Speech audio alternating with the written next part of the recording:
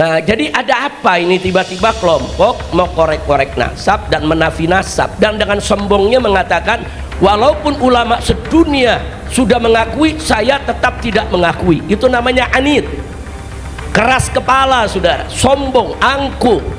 Nah, kalau sudah seperti ini, saudara, sudah tidak perlu diajak diskusi lagi. Nah, karena prinsipnya walaupun ulama sedunia mengakui, saya tetap tidak mengakui. Ya mau buat apa lagi diajak diskusi? Nah, jadi ini yang perlu istikharah misalnya. Ini pada para ulama, para kiai, kalau bingung-bingung udah istikharah aja dah para kiai itu.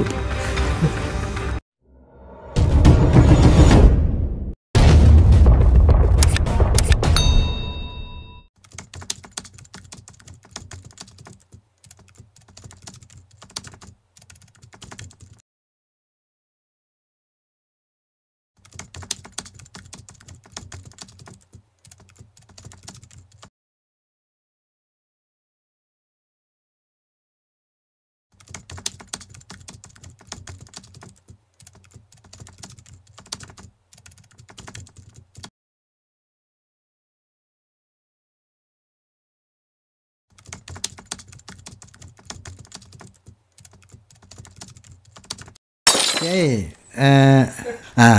apakah benar Kiai pernah mengatakan walaupun ulama sedunia mengisbat Ba'alawi sebagai zuriyah Nabi, saya tidak akan menerima? Betul, ada ucapan gitu, Bu?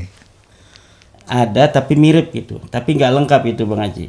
Jadi lengkapnya, walaupun ulama sedunia mengisbat Ba'alawi, berfatwa mengisbat Ba'alawi karena suatu hal, maka saya tidak akan menerima. Jadi karena suatu hal itu bukan karena dalil, bukan karena adanya sumber sejarah. Tolong disempurnakan kalimatnya. Bahwa kalau ada ulama sedunia berfatwa mengisbat Ba'alawi sebagai turunan Nabi karena suatu hal. Oke, karena suatu hal. Iya. Bukan karena dalil. Bukan karena dalil. Iya, maka saya tidak akan menerima. Seperti Syali Jum'ah. Syali Jum'ah kemarin mengatakan ketika ditanya tentang nasab Ba'alawi, nasab Ba'alawi sahihun atau sabitun bil ijma'. Itu namanya fatwa. Ya. Tapi karena suatu hal lain selain dalil. Kalau ada dalilnya dia katakan dong pasti dalilnya. Tapi karena dalilnya tidak ada, maka saya menganggapnya itu bukan fatwa. Karena fatwa tanpa dalil itu mardud, ditolak. Orang berkata tentang sebuah hukum tanpa dalil itu harus ditolak. Karena agama kita ini adalah agama dalil. Nahnu atsba'ud dalil. Haitsuma yamil amil. Kita ini adalah pengikut dalil. Kemana saja dalil menuju, kita harus ada di sana. Bagaimana orang menuju Tuhan tanpa ada dalil? Kesasar itu, Bang Haji. Jangan-jangan dia tidak sesuai dengan ekspektasi dia. Dia merasa mau ke surga, ternyata jebloknya neraka deh. Nah ini, makanya saya katakan saya tidak akan menerima. Saya yang sendiri, orang lain silakan aja, tapi saya sebagai orang yang dididik di pesantren, dididik di dunia akademis modern, bahwa kita di dalam beragama harus ada dalil. Kalau suatu perdebatan tentang sebuah hal tanpa ada dalil, maka kita harus abaikan. Wala taqfu ma laisa laka bihi ilm.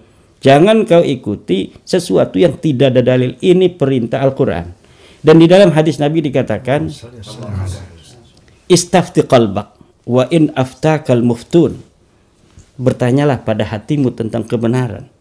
Kalau engkau sudah menemukan di hatimu kebenaran dengan keyakinan, seyakin-yakinnya, dengan dalil dan hujjah, maka pegang itu.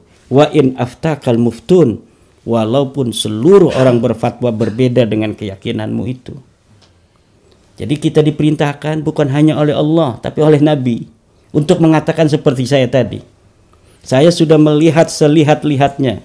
Dalam bahasa saya ainul yaqin, bermusyahadah dengan dalil-dalil. Saya telah melihat secara presisi bagaimana algoritma kedustaan fabrikasi nasab ini dibangun. lalu tiba-tiba saya harus mengatakan bahwa nasab mereka tersambung kepada Rasulullah. Ini pengkhianatan ilmiah. Tidak boleh saya sebagai orang yang sudah mengetahui kemudian mengatakan tidak sesuai dengan pengetahuan saya. Wajib bagi saya untuk mengatakan sesuai dengan pengetahuan dan keyakinan. Istafti qalbak, tanya pada hatimu. Pada hati itu artinya pada kebenaran. Karena manusia memiliki sanubari, di mana sanubari itu walaupun orang jahat itu memiliki sebuah nilai-nilai kebenaran yang fitri, kebenaran yang secara alamiah ada. Kemudian otak kepentingannya ini yang kemudian menutupi.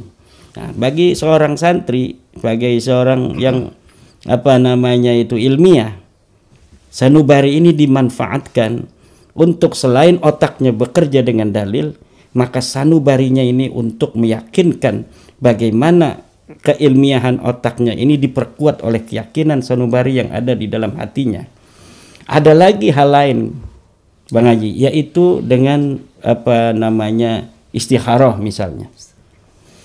Ini pada para ulama, para kiai, kalau bingung-bingung baca buku saya ini yang 400 halaman, ada lagi buku Habib Turunan Nabi Benarkah, ada lagi menakar kesahihan nasab Habib di Indonesia, ada lagi buku terputusnya nasab Habib di Indonesia, ada lagi bahasa Arab Al-Mawahib Al-Laduniyah fi Inqita'i Nasabi Ba'alawi Ibni Ubaidillah, ada lagi kitab bahasa Arab I'anatul Akhyar Firrad ala Syekh Abdillah Mukhtar. Kemudian ada lagi bahasa Arab judulnya adalah Al-Bayanud Dhahabi fi Duriyatin Nabi. Itu daripada baca-baca begitu lama, udah istikharah aja dah para kiai itu.